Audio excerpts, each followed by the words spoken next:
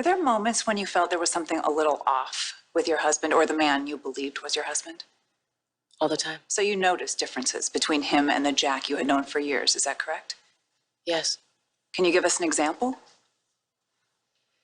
Jack Abbott has one of the strongest work ethics of anyone I know. Marco would blow off work at a drop of a hat. He liked to dress more flamboyantly, and he liked spicier food. The list went on. And how did you explain those changes to yourself? I ignored them at first, but Jack was injured in a building collapse.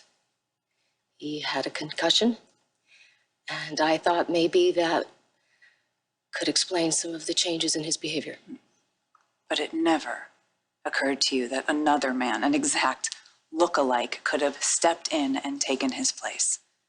No, that idea never crossed my mind. How long was Marco a part of your life without you being aware of it? He stepped in and started his masquerade on my honeymoon. And I thought the man in my bed was the same man that I had known and loved for years. And it wasn't until months later that I found out he was a stranger, a sick criminal, who was having intercourse with me, who I did not know and I did not give my consent to, and who violated me repeatedly. And that man, who was sitting right there, did not lift a finger to stop it. He knew what was happening, and he did nothing to stop it. And I hate you for what you did to me. Mrs. Abbott? And you sit there with your arms crossed and with a smug grin on your face. Your Honor. Like you're above Quiet us, down. but you are not. You think everyone is getting too close to you, and you want to brainwash them. And my daughter, That's enough. my sweet baby daughter, has Mrs. Abbott? believed your lies enough to feel sorry for me. Mrs. Abbott, What do you want from quiet me? down. Quiet What do down. you want from me? Bailiff. You're the witness. Your Honor. Mrs. Abbott, I'm gonna make you quiet pay. down. I'm gonna Order in make the you court. pay. No, you hear me? Order in the court. Escort her out, please. In the court. No, you stay here. This trial's about you. Make sure he doesn't get away with anything else. You get her back here, put her ass on the stand. Do you understand that? And make her admit that she resurrected Paragon for one reason only, to destroy my company. Weeks after you brought Anaceli I don't give a damn. Listen, she's not interested in Well, you want to justice. push her further She over wants yet? revenge. You want to make yourself That's look all. like more of a monster? She wants revenge. And by the looks on the faces of the jury, she just might get it. Please. Mr. Baldwin, you may call your first witness. Just a minute, Judge, please. Are you sure about this? Positive. I don't like asking a question when I don't know the answer. Luca's response will be your answer. I don't like it, Victor. I don't give a damn whether you like it or not. My name is on your retainer check. You got it? You do as I wish. Mr. Baldwin.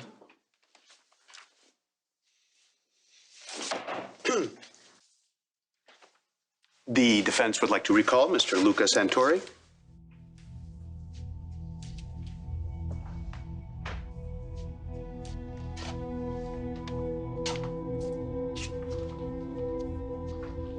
Now, Mr. Santori.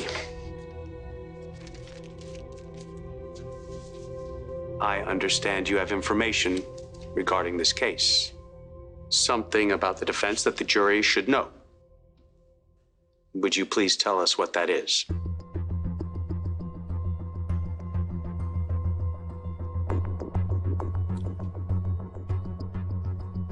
The thing that I know, sir, is that you are not representing your client to your utmost ability. In fact, you are deliberately attempting to throw this case.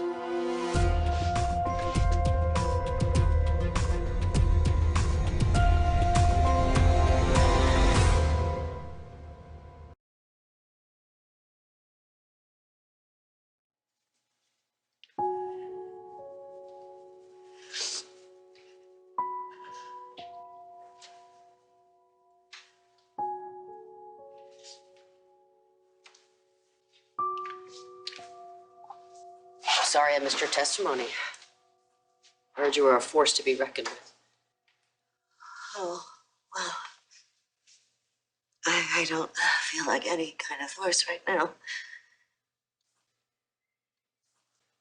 We've had our battles.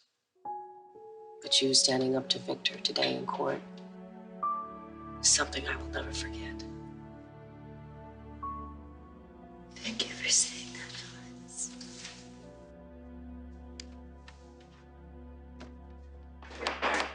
Settle down.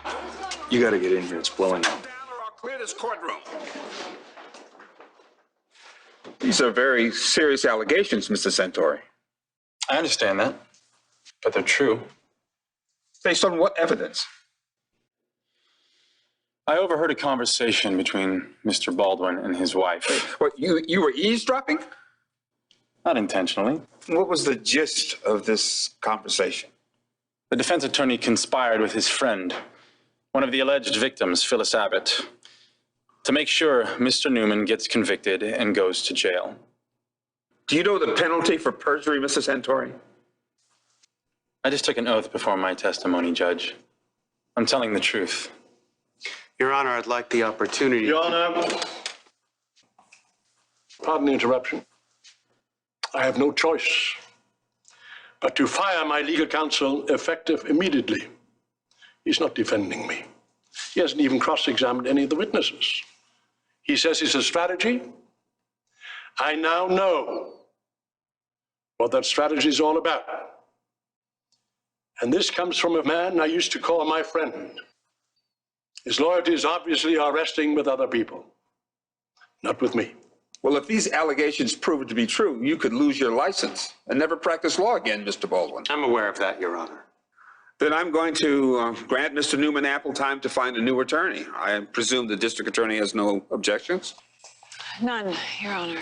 Very well, then court is adjourned till 10 a.m. next Monday, at which time I expect that the defendant will have secured an attorney to represent himself in this situation. Your Honor, if you don't mind, I don't need a postponement. I don't intend to hire another lawyer. I intend to serve as my own counsel. And as such, I will call as my first witness Victor Newman.